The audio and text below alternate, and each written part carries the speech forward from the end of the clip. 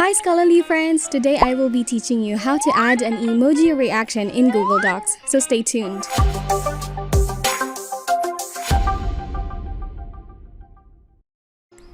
You can use the emoji feature when you're in editing or suggesting mode.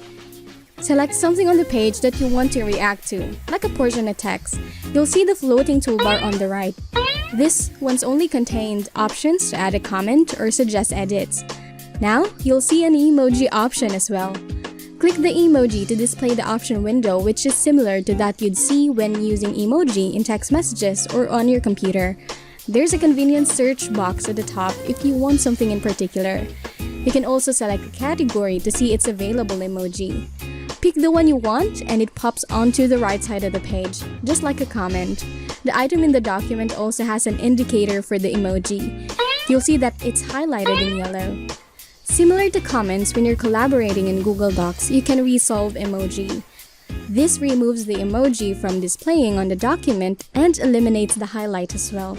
And that's it for this video. Want to know how to comment on Google Docs for better collaboration? Check out this video.